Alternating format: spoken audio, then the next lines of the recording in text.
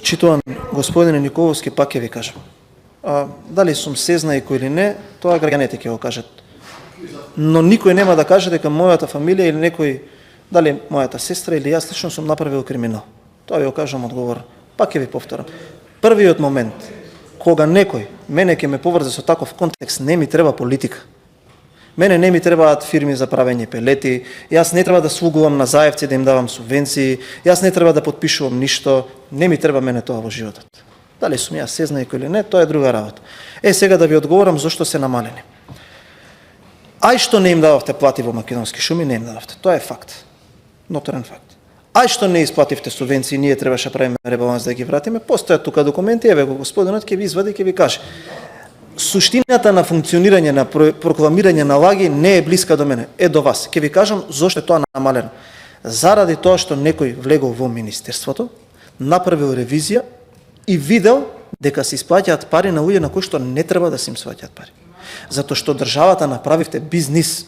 Заради тоа што, како што се исплаќале субвенции на фирми, како што го спомна колегата Бране, односно алијас на Вице Заев собственост, како што се исплаќале и социјални помошти на луѓе кои што биле здрави и прави, како што се исплаќале социјални помошти на луѓе кои што биле починати по неколку основи, така и вие сте исплаќале субвенции. Сте се обиделе да направите еден организиран систем кој што ќе ви добива избори. И знаете дека тоа на крајот не доведе до ништо. Вие тоа го знаете. Заради ревизија, заради тоа е разликата помеѓу нас и вас. Никој повеќе во оваа држава нема да краде пари од народот. Никој повеќе во оваа држава нема да забранува на контролорите од платежната агенција да идат на терен за да бројат грла на говеда и така натака и така натака. Затоа се намалени парите. И тоа треба еднаш како филозофија да се разбере дека овој буџет е за сите граѓани, дека не може од овој буџет да се прават брзорастечки богаташи, дека не може пред 6 или 7 години некој да влегол во Собраниево со едно летно јакниче и од Голтар да станал милионер. Тоа нема да се случува повеќе. Разберете луѓе што ви зборуваме. А тоа што вашето последно упориште е оној кој што спие на работа во обвинителството, не е закана ако кажеме дека сме добиле можност од граѓаните да тоа да го расчистиме.